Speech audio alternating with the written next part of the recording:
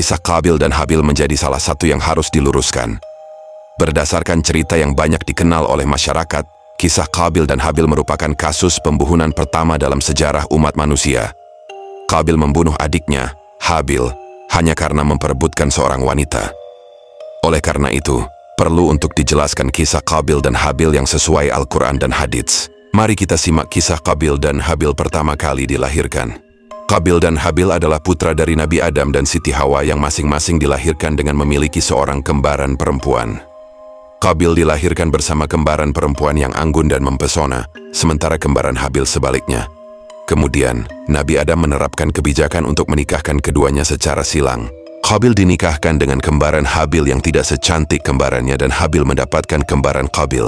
Qabil yang merasa dirinya jauh lebih baik daripada adiknya dan tidak terima dengan pembagian perjodohan tersebut mengajukan protes kepada Nabi Adam. Qabil berkata, "Aku lebih berhak terhadapnya, kembaran Qabil.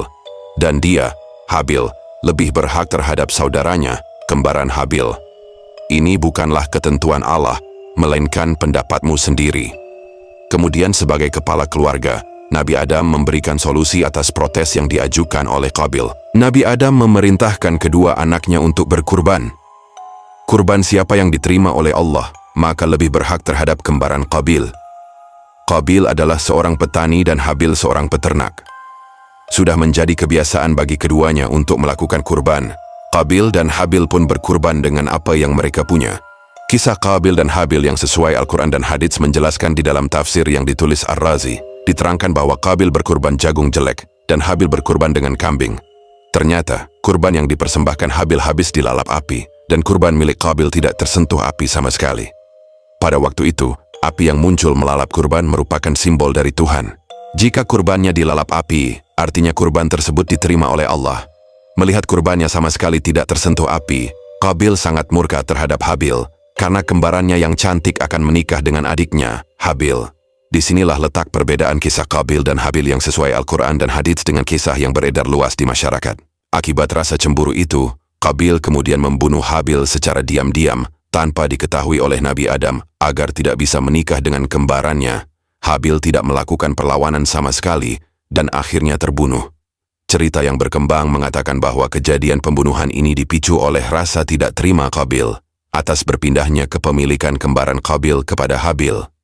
Sementara dalam segi paras, Qabil jauh lebih berhak untuk meminang kembarannya yang juga cantik. Kisah Qabil dan Habil yang sesuai Al-Quran dan Hadits ada di dalam Quran Surat Al-Maidah, ayat 27-31. Ayat ini menjelaskan bagaimana kronologi pembunuhan Qabil atas adiknya, Habil. Sebagaimana yang dikisahkan ketika Nabi Adam meminta kedua putranya untuk berkurban akibat protes yang diajukan Qabil atas perjodohan yang dilakukan Nabi Adam. Hasil dari kurban yang dipersembahkan Habil diterima dan milik Qabil tidak diterima. Melihat kurbannya tertolak, Qabil berkata kepada adiknya, "Aku pasti membunuhmu." Mendengar ucapan sang kakak, Habil berkata, "Sesungguhnya Allah hanya menerima kurban dari orang-orang yang bertakwa. Sungguh jika engkau menggerakkan tanganmu untuk membunuhku, aku tidak akan sekali-kali menggerakkan tangan kepadamu untuk membunuhmu." Habil hanya pasrah karena ia takut kepada Allah dan tidak ingin menanggung dosa pembunuhan yang akan berakhir di dalam neraka. Akibat kepasrahan Habil, hawa nafsu Qabil semakin merasa mudah untuk membunuh adiknya tersebut. Akhirnya Qabil membunuh Habil dan termasuk ke dalam orang-orang yang merugi. Kisah Qabil dan Habil yang sesuai Al-Quran dan Hadits menyebutkan bahwa Allah menurunkan seekor burung gagak yang menyuruhnya untuk menggali bumi. Burung gagak ini hendak memperlihatkan kepada Qabil bagaimana seharusnya mayat Habil dikuburkan. Namun, Qabil tidak dapat melakukan apa yang seperti dicontohkan burung gagak tersebut. Kemudian ia berkata, "Mengapa aku tidak bisa berbuat seperti yang dilakukan burung gagak ini?"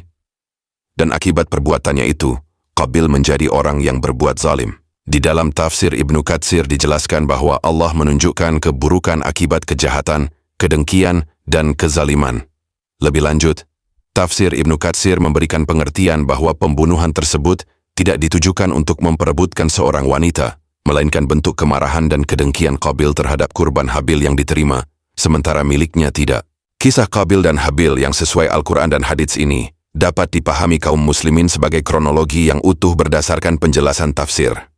mengartikan suatu ayat di dalam Al-Quran maupun hadits tanpa tafsir yang utuh dan jelas akan menimbulkan kesalahpahaman makna dan cerita yang melatar belakangi. Akhirnya, banyak terjadi pembelokan sejarah. Hikmah yang dapat dipetik dari kisah Qabil dan Habil. Pertama, melakukan suatu ibadah hanya diniatkan untuk Allah. Di dalam kisah Qabil dan Habil, ibadah tersebut berupa kurban. Perbuatan yang dilakukan pun hendaknya hanya ditujukan kepada Allah dengan sebaik-baik pemberian, sehingga akan memberikan manfaat yang lebih besar kepada sekitar. Semua ibadah itu landasan semangatnya adalah berbagi. Setiap kata salat di dalam Al-Quran akan diiringi dengan zakat setelahnya. Setelah berpuasa juga mengeluarkan zakat fitrah, dan setelah berhaji ada kurban.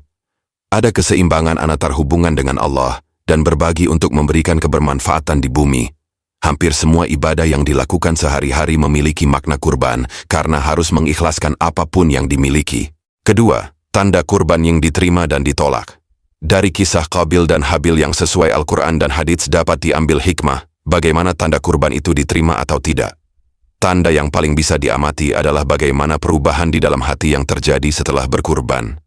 Biasa saja, menjadi semakin bertakwa dan semangat menjalankan perintah Allah, atau justru menjadi semakin buruk. Jika hati tidak merasakan kenikmatan yang bertambah ketika beribadah, tidak menjadi lebih bertakwa, tidak sensitif untuk melakukan berbagai kebaikan, dan tidak alergi terhadap berbagai keburukan, maka hal itu menandakan kemungkinan besar kurban atau ibadah kepada Allah tidak diterima. Ketiga, menerima segala ketetapan yang Allah berikan. Beberapa takdir yang sudah ditetapkan oleh Allah tidak dapat diubah oleh manusia, salah satunya adalah perkara jodoh dan kematian. Kisah Qabil dan Habil memberikan pelajaran bagaimana seharusnya manusia menyikapi segala hal yang sudah diatur oleh Allah. Karakter yang ditunjukkan oleh Qabil adalah contoh pembangkangan atas ketetapan Allah hingga berujung kepada kasus pembunuhan.